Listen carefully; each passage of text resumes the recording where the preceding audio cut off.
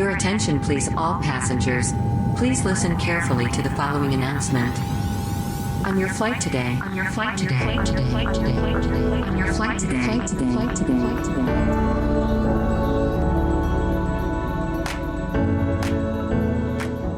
Welcome to the On Your Flight Today podcast, where we explore the latest developments in the in-flight passenger experience, aircraft interiors, and in-flight entertainment and connectivity. My name's Corinne Strikert and I'm your host. And in today's episode, we're joined by David Kondo. David is the head of customer experience and product design at Finnair, in addition to being on the board of directors of the Airline Passenger Experience Association.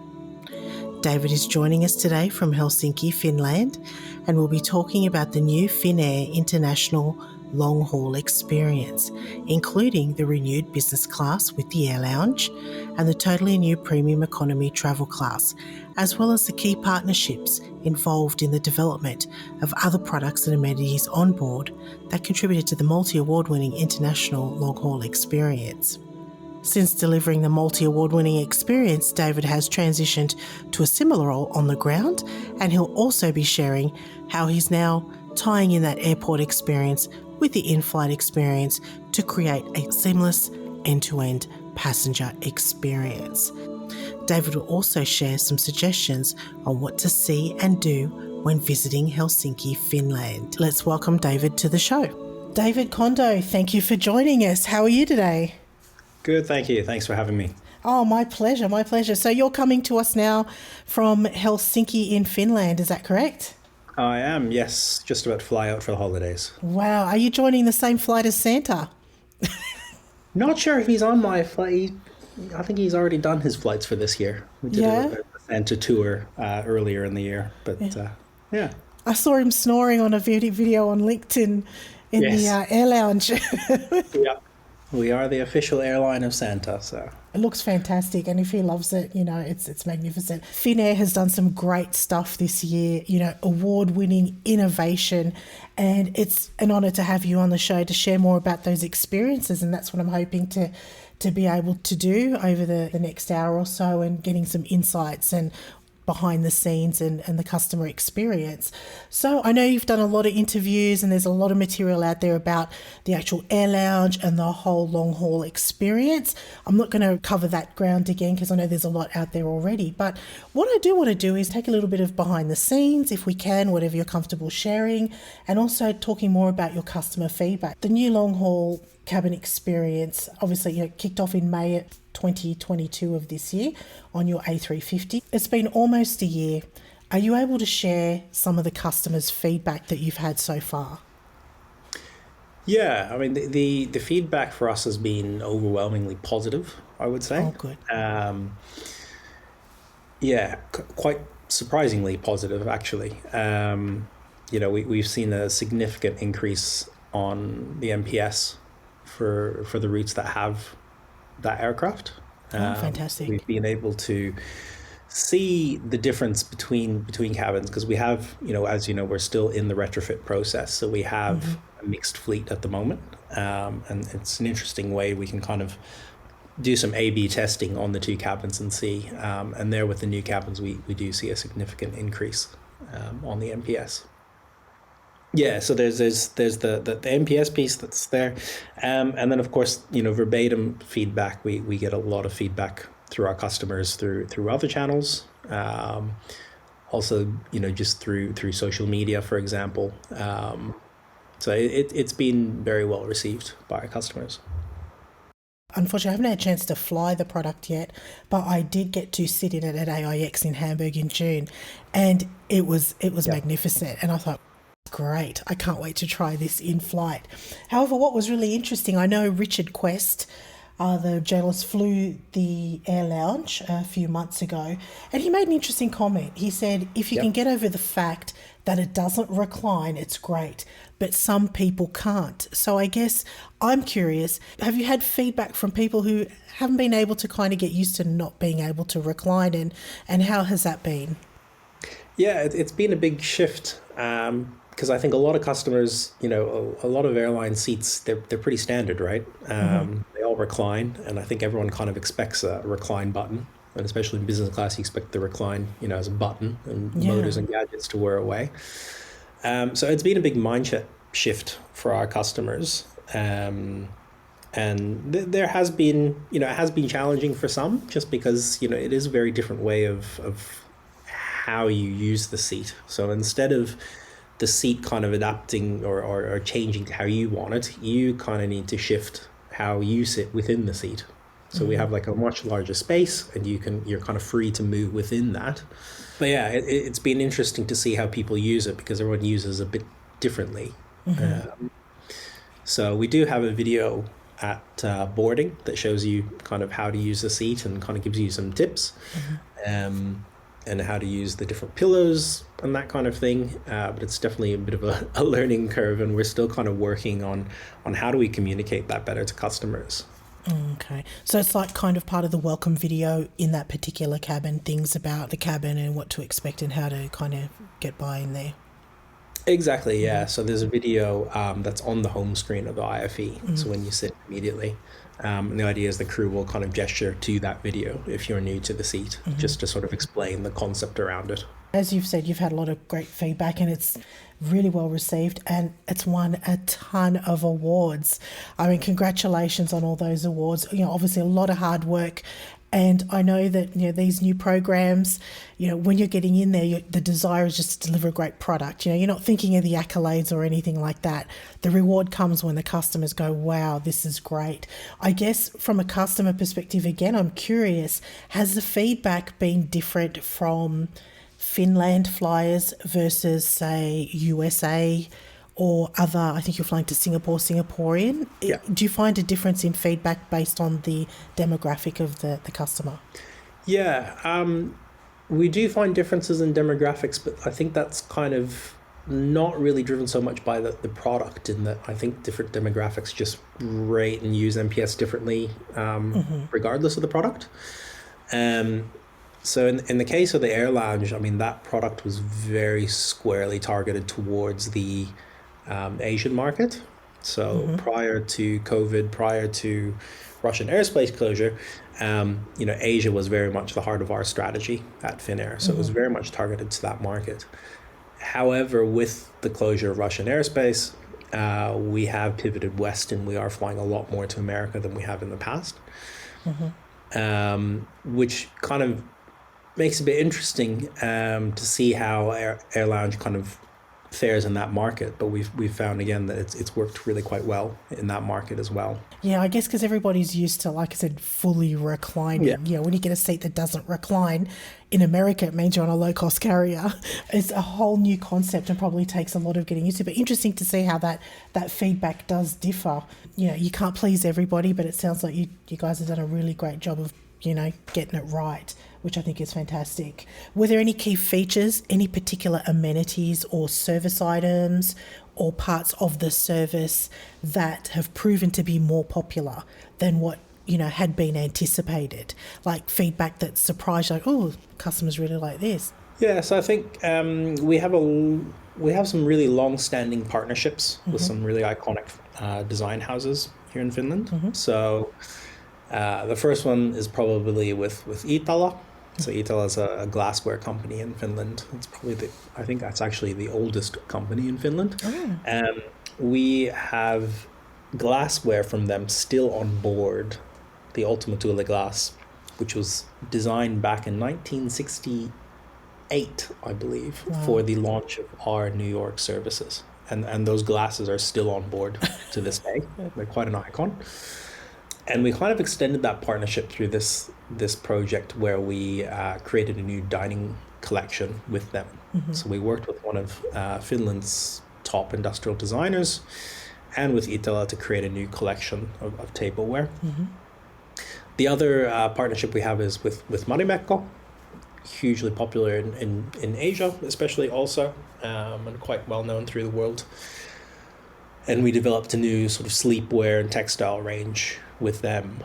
We had Marimekko with us previously, but I think we've kind of evolved the partnership somewhat, and made it a bit more. We've kind of muted the colors a bit more, made it more on brand with Finnair, kind of made it a bit more subtle as well. And I think in a way made it a lot more premium that way as well. So one of the most popular products, for example, in premium economy, we actually have like a neck pillow, Yeah. like a travel neck pillow that you'd kind of see in a sort of retail space.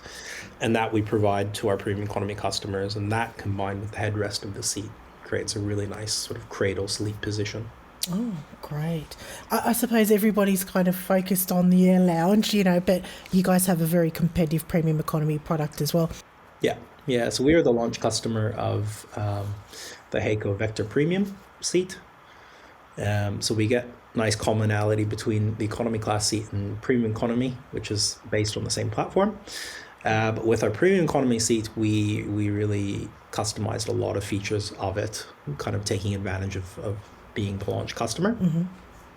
So the widths of the seat are very much custom. So a lot of platform products you see out there kind of work across multiple aircraft platforms, and you see compromises in the widths of the seat, where we really kind of adapted it specifically for 330 and 350. So you get really nice kind of shoulder clearance in premium economy, which has been a bit of a challenge on 350 for some of the other carriers, because you'll see some doing 7 abreast, some do 8 abreast.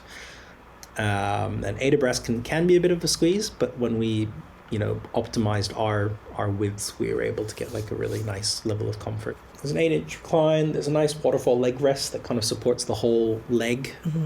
So a lot of work went into the comfort and ergonomics of it. Memory foam has been integrated into the cushions as well. Lots of storage features as well. So we kind of really thought about, similar to business class, that how do you kind of create this you're going to be living in this space effectively for 10, 12, whatever, how many hours. How do you kind of create that sense of home or a sense of your own space? So storage really becomes a really important part of that. And particularly in premium economy, where it can be kind of tricky, if you're in a window seat, if you're not in an aisle seat, it can be a bit difficult to get in and out, and you don't want to disrupt the person next to you. So thinking about how do we maximize that storage, so you can put a laptop in the seat, for example, which can be there for taxi, takeoff, landing. There's a pocket for your phone, wallet, watch, all your kind of personal effects. So there's lots of storage built in. So you had a clean slate. You basically custom designed the seats in the premium cabins. When you first approach that kind of undertaking, what's the first thing that comes to mind? Is it like the sky's the limit? I mean, how did you approach, okay, we've got a clean slate, we're going to build something that hasn't been done before? Yeah, so I think in the early days, the ambition was big, but we weren't necessarily going for like a full-on custom product. Oh, okay. So, and it kind of just ended up that way. Oh, okay. So when we started the product, we knew we wanted, a really great new long haul product. When we started looking in market, and we really looked at, really everything that was out there. We left no stone unturned. We talked to everybody, we did the rounds at Hamburg and different sites of different vendors to look at what they had. And we kind of felt that it was all kind of a bit same. We must have looked at about 20 different seats, but they were all kind of, nothing that new really. And we stumbled across AirLounge, and then that's when we got really excited about, okay, well, this is pretty cool. This is something different. And that's kind of where it started. So I think had there been an off-the-shelf product that we would have loved, we probably would have gone for that. But then seeing what the art of possible was, I think that's what kind of triggered us to kind of think even bigger and go for it. So I think you've been quoted as saying that you saw it somewhere, and you were tasked with going back to your leadership saying, hey, new business seat, but it doesn't recline. How did you sell that concept? I guess, how did you pitch it to them? Yeah, I remember going into our executive board and showing some renderings, and a lot of confused, puzzled faces and a lot of questions like, really? Are you serious? And I think that's been one of the challenges with the marketing as well, right? That unless you kind of get into the seat and kind of feel the space, you don't really get the concept. So we actually brought the seat the exact sort of mock-up that we saw. We actually shipped it to Helsinki for our senior leadership to check out, and we ran a bunch of tests with our staff as well to have a look at it and vet it. And there, I think a lot of people really just fell in love with the concept. Yeah, and I must admit, I was probably in that kind of group as well. A lot of news, watching it and learning it and trying to really understand, how does this work? And it wasn't until I sat in it in Hamburg, and it was like, oh, wow. Because, well, how do you lie down? But you just like, once you understand how it works and everything, it's like, it's fantastic. Yeah. I think it's very smart. And obviously, there's huge weight savings. So the original aim was for it to be a lot lighter than it was. Oh, okay. But it did kind of get a bit heavier through the program. So there are some weight savings in it. Probably not as much as we would have liked, to be honest. It did kind of creep up through the program. But I think that's part of, any new program. There's always that kind of unknown, and there's that risk of that happening. I think future generations of that seat will get lighter. Yeah. There are a lot of lessons learned through this program. Yeah, no, I totally understand that. You've got the vision for the product and you start out at the beginning of the program. Here's how we're going to do it. And then you're compromising the whole way through, and that can be over 2-3 years. And should your leadership change in between that, I don't know if that happened to you, then you go, oops. It did. Yep, it did. So, okay, I know what... I think we know what we're talking about, and I think our audience will work that out as well. But then, obviously potential change in direction, and then the changes. So whatever you set out to do, I don't think it ever comes out that way, but it still comes out great. But it does go on quite a journey to develop product in this space. Yeah, lots of compromises with engineering and manufacturing, and there's always hiccups through, the whole program. So knowing what we know now, the seat would probably look a little bit different compared to where we started out. But that's how it goes. I totally get it. I've did a massive program a few years ago for IFE, and it's not until afterwards that you think, okay, and I've been asked the question, would you do anything differently? Absolutely. But it would only be an improvement on whatever, was delivered. But you do look back, and it's the learnings you get along the way, and then you think, okay, well, next time I'll get it right. So I totally understand that experience. And I think, sometimes we're a bit hard on ourselves. You just want it to be perfect. It's the nature of the business. Yeah. I don't think perfect really exists, does it? It's, you get it as good as it can be, but I don't think you'll ever get to perfect, unfortunately.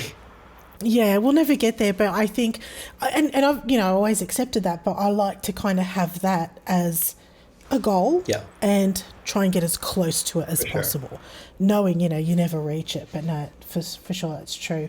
Can you share, did you do a lot of sleep studies with the seat when you were testing throughout the development, like getting actual customers in and going through that whole sleep study process? Yeah. So in the early days when we were still looking for seats, we actually shipped a number of seats to Finland.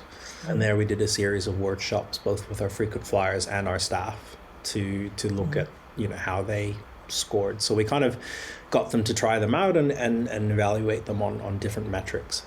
And there also we could see where AirLounge was kind of hitting above the others. That kind of informed it. Then throughout development of AirLounge, once we had selected it, once we were in program, there the testing continued. So we had ergonomic trials, for example. So we had sessions where just regular people were coming in, and we would have them in for several hours in the seat to kind of observe and get them to evaluate, okay, how's the comfort here? What do we need to change? And that really helped inform the design also of how we sort of made AirLounge and some of the features, and particularly some of the soft product as well, because the seat doesn't recline, the pillows and the ancillary products around it become ever more important. So how do we kind of design that piece of it as well? Unless you work in this space, people don't realize how much research goes into it. It's so easy for aviation enthusiasts that get online and go, oh, they should have done this, they should have done that, but they don't realize that a lot of testing has already been done to get to where it is. And majority rules most of the time, you Yeah. know. And thank you for sharing this insight, because hopefully that kind of educates people that, hey, this isn't easy.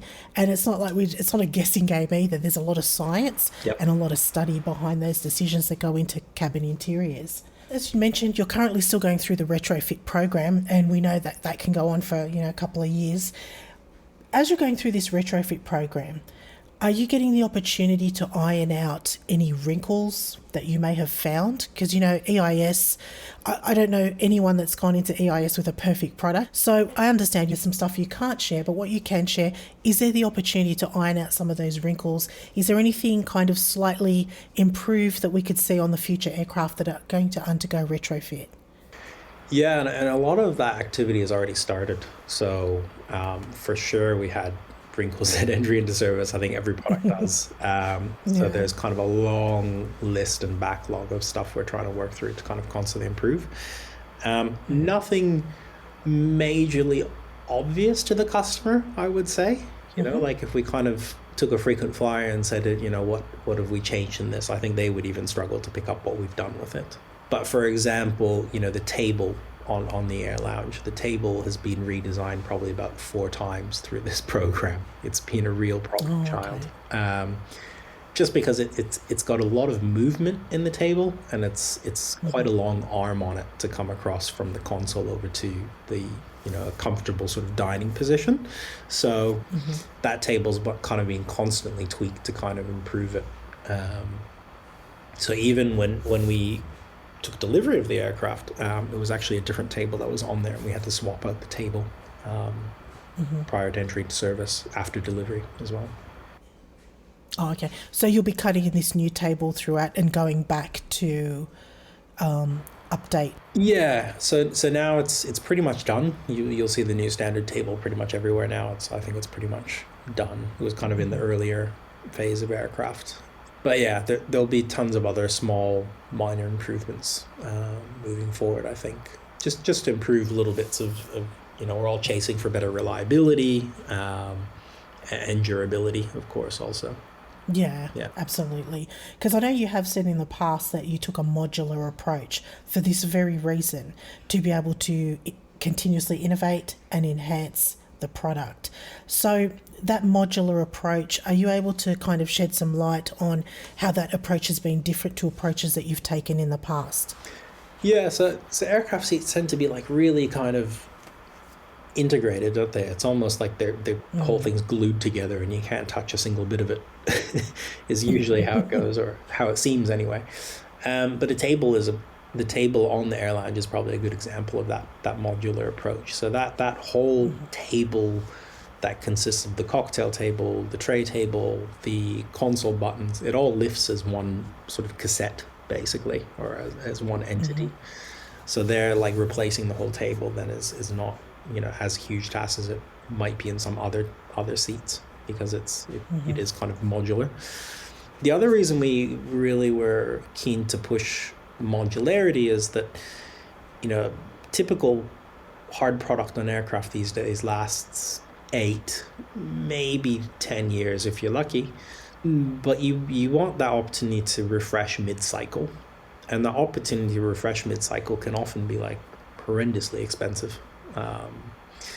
Whereas with our seat, we've kind of made it so that we can, you know, change out all the dress covers, change the decorative laminate shells on the outside, change some of the other trim and features aspects of it that will give it then a totally different look and quite a refreshed new look for relatively minimal cost. So I guess in terms of sustainability, obviously an industry buzzword at the moment, more from a decarbonisation perspective, but, you know, applies to all aspects of the aircraft. Can you share some insights into how the compromise was made between weight and experience, and also how sustainability factored into that? Yeah. So I think one of the big trade-offs with I mean, there's a lot, but with weight versus privacy, right? That's a really big one. And there, for example, you know, as an example, the AirLounge seat, it sits higher than what most other seats sit at. So that the shell height is actually a bit higher than most other seats. And that was really for privacy. And of course, that adds weight and it adds bulk, but we felt that need for privacy. We don't have a door on the seat. Seats. A lot of seats these days have door. It's kind of the new kind of. It's almost like becoming hygiene factor in business class that like tick, you have to have a door, which also adds a tremendous amount of weight, right? Which is really interesting to the sustainability piece. If you have a hard fixed door, you're probably adding, back when we were looking at it, you're adding sort of between 10, 15 kilos potentially to every seat just to have a door. So we kind of approached it a bit differently, that how do we kind of create that sense of privacy without the door? But yeah, I mean, adding bulk and height and adding that privacy, it there is weight there. Similarly with premium economy, the shells are quite vertical. So in a lot of other premium economy seats, you'll see the seat back is kind of narrow and kind of sculpted to take into account the sidewall curvature. So the idea is that you have one seat that kind of fits in all positions, whereas we actually had seats specifically for the sidewalls, and then we had center seats that kind of were wider than standard to kind of create that effective privacy. That also adds weight, but we felt that it was worth it in that case. Everywhere else, I mean, we when we're looking at all of these kind of different factors and all the decisions we're making, weight is constantly in front of mind. So I think every decision we made got very heavily scrutinized from a weight perspective, and how do we minimize it as much as possible. But I think it's important to recognize also that it's not a seat that doesn't weigh anything is not possible either, right? It's got to weigh something. So it's how do you best find that balance? There is definitely a trade-off, but then you've got to think, okay, how is this going to affect the experience, whether it be privacy, comfort, and all of that. So I think, especially for a full-service airline, you can only go so cheap, and you can only compromise up to a certain point before you start to look like a low-cost carrier, I think. Yeah.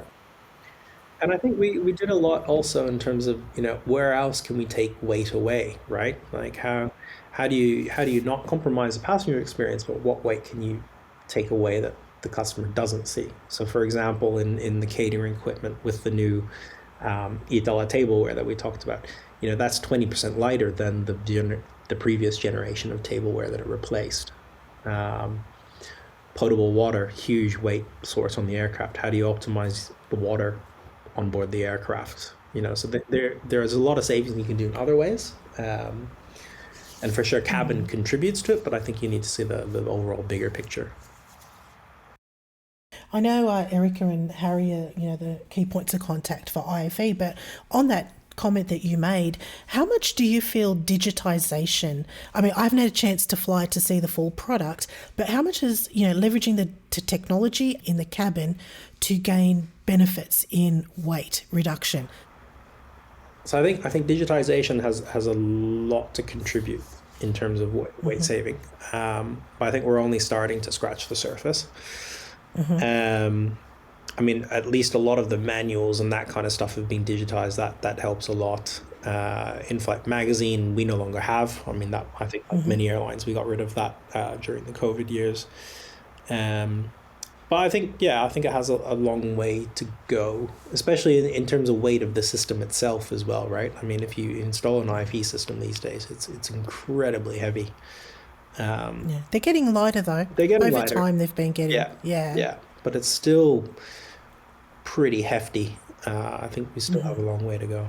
And on that note of in-flight entertainment, in terms of the overall cabin design and experience, how did that play into it? I mean, obviously you were taking a step back, you're looking at the seat, the service, and how did you see the IFE, how did you envisage it at a high level fitting into the overall experience? How does it tie into the Nordic magic and also with the lighting as well?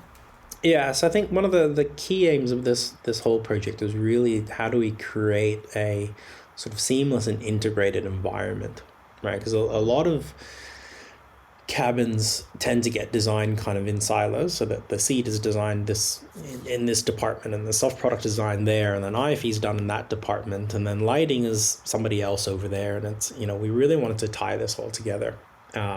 So the IFE was very much part of the overall design scheme of the aircraft, so much so that the visuality of the IFE was even built to tie in with the overall cabin. The branding and the themes and reflecting the signature elements. Yeah, exactly. So we have, you know, sort of Nordic imagery as the home screens, for example. But overall, the IFE is kept quite dark, I would say, because the lighting is a really important aspect of the cabin experience, especially on a night departure. The cabin will be already quite dim to kind of create that calming, relaxed atmosphere. And then kind of translating that to the IFE experience, how do we kind of create that, you know, it drives me nuts when you get like a full-on white screen in an IFE and it's kind of blinding, right? So how do you kind of tone that down and make it, you know, nice and dark so that it's nice and easy on the eyes, and it's kind of helping to create that overall experience within cabin.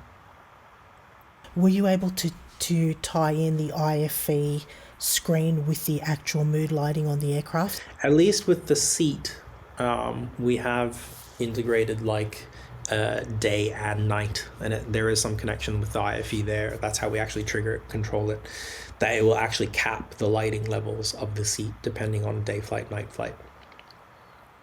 Yeah, because you know how sometimes you're in the middle of the night and there's always one that wants all the light in the world, and it just lights up the whole cabin, it seems. So we actually went, and how do we kind of limit that to some extent? But I do hope one day I can have Erica and Harry on to do a deep dive of the IFE, but I would like to try it out. And I know Harry recently said it's just the beginning. So it's going to be very exciting to see, you know, what they come out with next. At Finnair, one of our core values is simplicity. And I think that's really exemplified in this GUI, that it's, you know, everything just works. It's really clear, simple. It's really relevant to the flight as well. There's a journey map that shows you, you know, what's happening on your flight, and the times of, you know, when the next service is and what's happening when. So, and also when you transfer in Helsinki, for example, it will give you gate information about your transfer, etc. Oh, I got the connecting gate features. Yeah. But as you mentioned, this is just the beginning. So it's kind of, you know, we launched kind of the basic product, but it'll be continuously developed. And it continuously does. There's constant kind of development updates for it. Getting back to the experience. So there's always learnings after every project. I know we touched on this earlier. Looking back with the benefit of hindsight, is there anything you would do differently? With thinking about business class, I guess that, you know, as I mentioned before, I think in benefit of hindsight, I think that seat would look quite different to what it does now, had we known what we do now. The panels for the bed, for example, you know, you mentioned before about how do I make it into a bed? You know, there's these two panels that come up and meet and create the bed surface. So that whole interface and how that comes together, I think we would have rethought. The original sort of design of that system was actually quite different in the program, but you know, as you know, you go through the program and you find that that doesn't quite work, so you need to rethink. But I think that's one piece that kind of caught us out a few times, that we had to rethink a few times through the program. So I think that would be the biggest one that we'd probably go back and maybe change. There's also just small things like, you know, some of the finishes maybe that we would have, you know, some of the like the buttons that we do have for the lighting, etc., and the control PCU, little touches like that we probably would have done differently. So there's lots of little things that kind of come together to create that experience that we probably would have done a little bit differently. I think if someone comes on to take on the next iteration of that product, I think it'll kind of, you know, be even better, because I think there's a lot of potential in that product, and it is a platform product that's offered by Collins. So hopefully we'll see it flying with someone else. But yeah, lots of potential in it, I think. Do you know if anyone else has signed up for it? I've heard there's been a lot of interest. There has been a lot of interest, a lot of inquiries, but to my understanding, no one's signed yet, is my understanding. Okay. Yeah. Interesting. They're probably testing it out and flying back and forth from Helsinki to make their mind up. It's interesting. We get a lot of airlines flying us and get a note afterwards saying, "Oh, flew your product, loved it, fantastic." Yeah, I'm not surprised. It is very, very innovative. It looks fantastic. And like I said, when I sat in it, I thought, I can't wait to try this out in the air. So you guys deserve all the success, for taking a chance, coming out with something completely different that people, that fly these premium cabins are not used to, and it has paid off. So congratulations on that. Since all the success of the long haul cabins, you've now transitioned to a similar role focused on the ground. Having read that the long haul cabin experience was a continuation of what had been planned for the ground. So it really kind of all started off on the ground beforehand, didn't it? Before it made it into the cabin. Yeah. So we actually designed the lounges and the aircraft at the same time. So this was all kind of part of the program to kind of renew the look and feel of Finnair. So it was really nice to have that opportunity to kind of really rethink and kind of be able to touch all of our touch points. But yeah, the non-Schengen lounges, which are really kind of our international long-haul lounges, they were the first to kind of sport this new look that we have at Finnair. And there we developed that look with Tangerine, who was focused on the aircraft side, but then we had Coco 3, who was doing our lounges. But in those early phases of design and defining that look and feel, we actually collaborated with both of them. So we actually had workshops where both parties were working together on this new look. So now that you have transitioned to a airport experience on the ground, what can we expect to see? Can you give us any hints? Yeah, so I think one of the key drivers in the new long haul product was really around how do we challenge what an aircraft is, right? Like we really kind of rethought what an aircraft could be. And I've kind of taken that thinking or challenge mindset to the airport space as well, because a lot of airports are really same, right? So we have the fantastic new departure hall in Helsinki that's just opened, and it's still kind of getting, there's kind of constant tweaking going on in there to kind of finish off the build. But again, how do we make it seem less airport-like? So, for example, in the priority area for our business class customers and frequent flyers, we've tried to make that more like a sort of hotel lobby, sort of, rather than a typical check-in. So there's no monitors or screens above each desk position saying business. For example, there's no monitors there. We've created these oak desks that are kind of similar to the galley on the A350. So when you walk in, there's kind of this oak credenza. So kind of mirroring that design language in the airports as well. The back wall of the check-in is this gray felt curtain that's again similar to what you would see on the aircraft. So kind of lots of visual clues that really tie air and ground together. Okay, so you're kind of happy with the lounges where it is now, and now focusing on connecting the whole check-in and airport experience to make it more consistent. Would that be correct? Yeah, so the lounge for the long-haul non-Schengen lounges, that was refurbished in 2018, I believe. So that's very much sporting the new look already of the new cabins because they were designed at the same time. Yeah, so that piece is kind of done and aligned with the long-haul product. And now the check-in hall and departure experience is kind of tied in with that new look. I think what we still need to do in the future and have a think about is really the short haul experience. So the Schengen lounge, which is kind of your European lounge, plus a lot of the short haul product is probably next up to be kind of renewed. thank you so much for sharing that insight, some behind the scenes, what's, working, some exciting stuff that's coming and some of the projects and, just sharing your overall experience and how you've created, with your team and all your partners, an award-winning new long-haul cabin experience that everybody's talking about. And again, congratulations on that. But what I'd like to do now is kind of pivot a little bit to what I think is quite a fun part. It gives the audience a chance to get to know you a little bit better and get to know a little bit about Finland. So I haven't had the pleasure of visiting, and I know we were talking before, I know you've pretty much raised in Australia, so we got all that in common and you know what life is like down there. So I guess for Helsinki, where you're based, for someone that has never been there, what would probably be something that they would have to see and what would be something they would have to eat? Yeah, so I think sauna would be a must do. There's more saunas than cars in Finland, so it's a huge part of our culture. Like a sauna? Yeah. S-A-U-N-A? Oh, yeah. Okay. So sauna culture here is huge, so I definitely recommend doing that. There's quite a few sort of public saunas as well where you can sauna and then you can have a dip into the water as well, so you can kind of cycle that. It's really nice. There's one that I go to near my house and it's right on the water.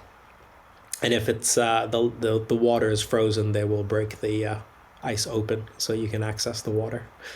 Wow. So everybody is essentially getting into this hot room, sweating it out, and then diving into a freezing cold lake. Yep. And then doing it over and over again. Really? Is that why everybody has such great skin? I've Probably. noticed because... Yeah. Yeah? That and maybe because everyone's frozen. But yeah. Wow. So I did not realise that, that's quite a thing. Oh, yeah. For me...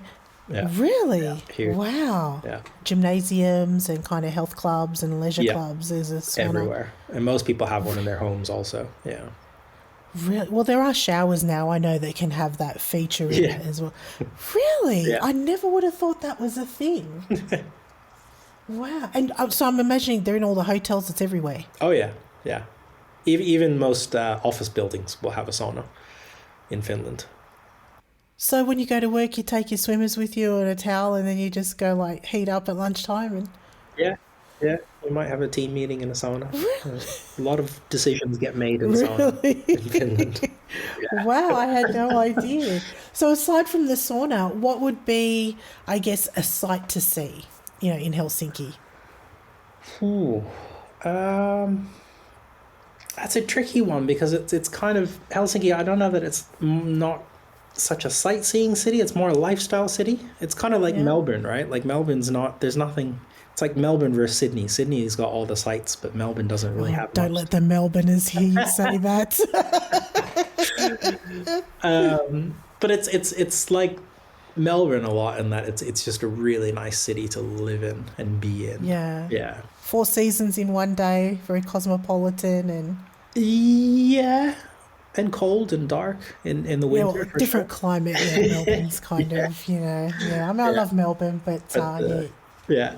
The seasonality here is great though, because in Finland we've got winter is really short dark days, lots of snow, but then in summer the sun doesn't go down and it's nice and warm, so it's a very different kind of seasonality to Melbourne. Yeah, for sure. So I guess I have to ask you, I know you've spent some time in Brisbane, one of my favourite places, Queensland, particularly tropical North Queensland, I really love. How have you adapted to the climate in Finland coming out of kind of Australia? Melbourne, still quite warm, relatively warm, and Brisbane as well. How did you adapt to that? Because I know coming from Sydney to Chicago, everybody that knows me, the snow, it was the first time I saw snow in Chicago. And after I saw it for a day, I was like, that's enough. But then it continued for 6 months. And I did, I think, 6 years in Chicago. Lovely place, fantastic food, the people and everything. But I'm not used to that climate. So how did you adapt? Yeah, overall pretty well, but I remember when I first got here, I left Melbourne it was like 30 or 35 degrees or something, and I landed in Helsinki, it was like -10 and I was like, ooh. So that was a bit of a shock, but got used to it pretty quickly. And like I mentioned, the seasonality of it all is really nice. So you kind of have winter where you hibernate, and I agree, snow is kind of, it's nice to look at, but not nice to be in. But then you've got the summer months, which are really lovely, and long warm days. So. Yeah, because you've got sunlight till, it's a bit like when I was in Hamburg, it was daylight 11 o'clock at night. So it's pretty much the same in Helsinki. Yep. And you get the whole northern lights as well. Not in Helsinki itself. I mean, it does, you can see it here occasionally, quite rare though, but you really have to go up north for that. And in terms of typical Finland food, is there like a cuisine? Anything you say, oh, you have to eat some of this? Yeah, there's quite a huge food scene here in Helsinki. But I think the most sort of dish that would kind of sum up Finland to me really is traditional salmon soup. So it's a very like creamy salmon and potato soup. It's delicious. Oh, and that's traditional Finland cuisine. I would say so, yeah. Or at least it kind of, to me, it epitomizes Finnish cuisine. It's one of the favorites. I have never visited.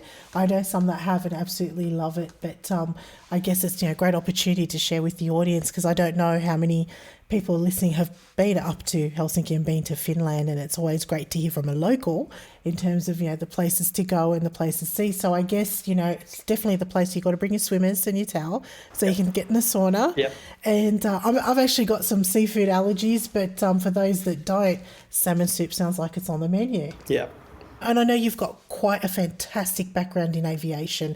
And, I know it's not on the list, but I just want to quickly touch on that. So I know you've done a stint at Jetstar, you've done a stint at Qatar, and you've also done Virgin Australia and Finnair, obviously. So you've been to 4 airlines.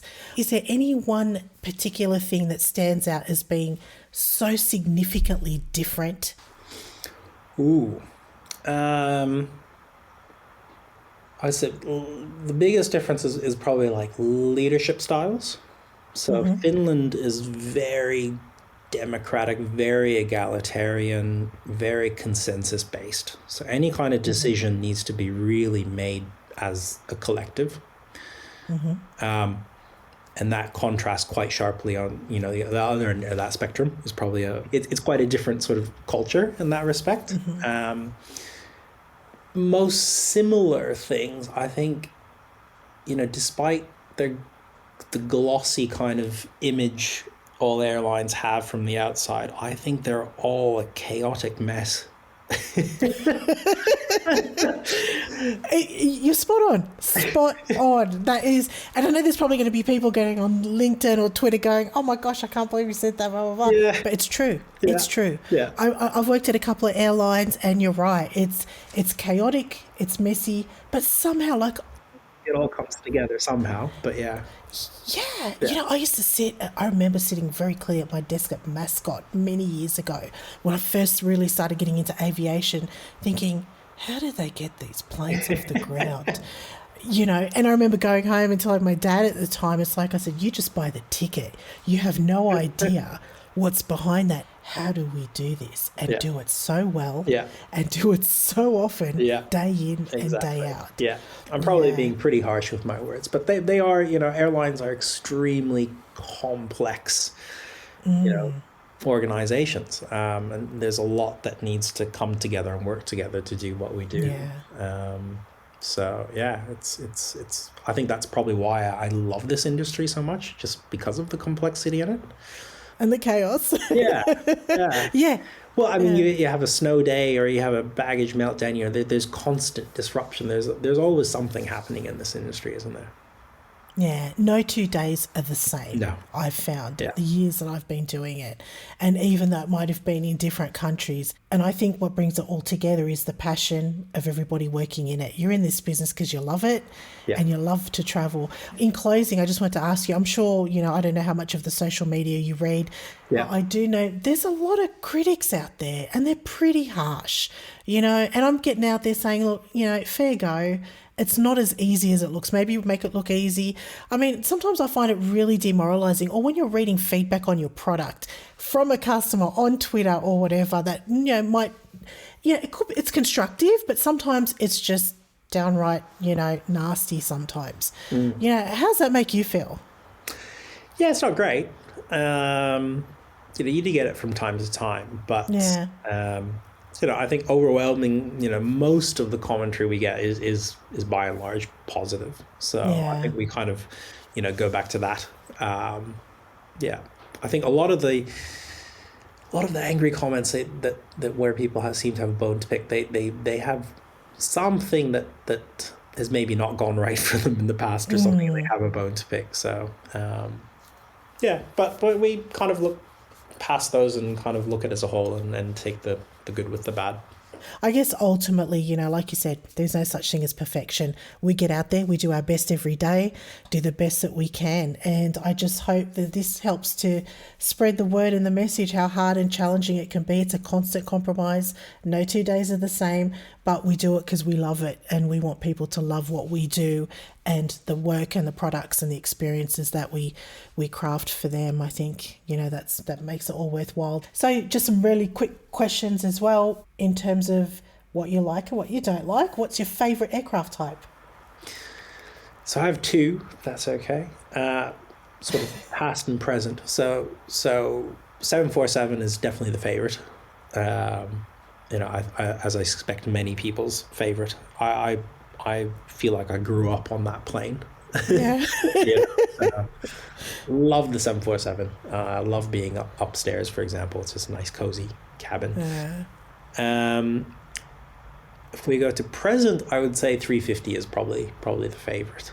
Wow, it's been quite a common one from some of my other guests. Yeah, and it's an aircraft that I've been since the beginning as well, because I was at Qatar when we delivered the very first 350, right? Oh. And then I've had the opportunity to work with it again at Finnair. So I've kind of seen how the aircraft's evolved also from a cabin perspective. So it's been really nice to work on that platform. Were you involved in the Q Suite? I was, yes. Yeah, fantastic. I've flown it.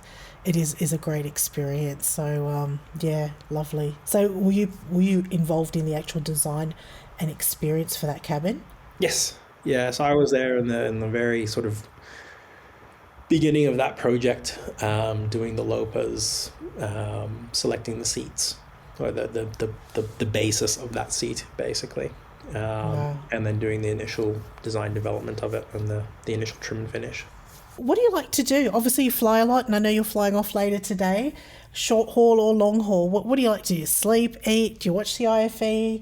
Do you play games? Do you get connected to Wi-Fi? What does David do when he's flying?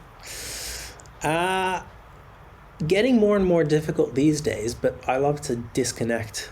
Yeah. Seems like every plane these days have Wi-Fi connection, which is, it's a bit, but I used to love not being connected. Mm-hmm. So reading, just kind of chilling out, reading, of course eating, because I think food is kind of entertainment when we fly, isn't it? It's Yes. the whole kind of experience there. And just catching up with movies, basically. The usual stuff, I would say. Yeah. What's your favourite genre? Comedy. Yeah, me too. Yeah. Yeah. Need a good laugh. Yeah, I actually had someone that said they like to watch horror in flight because I don't do horror. And I'm like, why? And it was really funny. He said to me, because he knows that there's no monsters under the bed or anywhere on the plane. That's going to be one of the episodes. I won't name that person here, but I thought, hey, that's quite smart because I don't like horrors, watching horror at all. I thought, but if I do, maybe the plane is the place to watch it. So, yeah, I thought that was a really interesting response to that question. Just in terms of Wi-Fi, I do a lot of research and I do ask all the guests, have you connected? And, you don't need to name anyone in particular, but overall, when you have connected, how has the experience been? I think for sure there's a lot of improvement in that needs to happen in Wi-Fi space. It is getting better and better, but I think, we're all kind of used to what we get on the ground, and it's not quite the same as what we get in the air at the moment. So, but it's, as I said, it's getting better and better all the time. So, yeah, and there's a lot of new technology coming out. I think the other big challenge we have in the industry is how do we bring the cost down, right? Because it's horrendously expensive to provide. Yeah. But everyone kind of just expects it these days, right? And it's going to be hygiene factor, and we're already seeing some airlines that provide it complimentary, but the cost of it is tremendous. from a customer perspective, I've always been challenged with reliability. All the guests I've had on the show so far has raised reliability, even though I consider it to be kind of mature. It's been about 10, 12 years we've had on a plane, but will it ever get to a ground experience? I don't know. But, who knows? We'll see. Yeah. We'll see. I think we'll get pretty close. Yeah. And just finally, you obviously fly a lot and you've fly different airlines as well. This is an opportunity to give a pat on the back to another airline. And I guess the question is, have you experienced something? It could be, hard product, soft product, service, in-flight entertainment, food, on another carrier that exceeded your expectations. Thought, wow, they did that really well. And I totally understand if you can't say, but it's an opportunity just to recognise the hard work of some other folk at another airline that really surprised you and did something that you didn't expect. Yeah, I have been doing a bit of traveling in the US recently, and I have to say kind of my recollection of what the typical US experience was versus now has changed quite drastically. There's been a lot of improvement with the US carriers, I think. Just much better experience overall, much smoother experience. Maybe shout out to United and their app. Really, I just found that really easy, simple to use, great communication, lots of info at your fingertips. I thought that was a good experience. Oh. So, David, it has been, again, congratulations on all the accolades. It's been a fantastic new design and long-haul cabin experience, won multiple awards. The feedback has been phenomenal. You guys have just really, really raised the bar, I think, in premium cabin and innovation in that space as well. Congratulations. Congratulations on your appointment to the board of directors for Airline Passenger Experience. Looking forward to seeing you do great things there. Thank you very much. And hope to see you in Helsinki soon. Yeah, for sure. We'll definitely let you know when I'm stopping by. And, again, thank you for your time and for joining us today. And if anyone wants to learn more about the product, Finnair.com. Yeah. I assume Finnair's on all the social media channels, Instagram, LinkedIn and Facebook. We are. Great. Yep. So I do encourage everybody, if you haven't seen it or haven't flown it, to go have a look. It is definitely some great innovation happening in that space that Finnair has debuted this year. So congratulations again. Thank you again, David. Thank you. Thank you for tuning in to the On Your Flight Today podcast. I hope you enjoyed the episode, and if you haven't already, subscribe to get notifications of new episodes and information about the show. Remember to go to www.onyourflighttoday.com for all the show notes, links and transcripts of the episodes. If you have any feedback, questions or suggestions for future episodes, be sure to contact me via the website.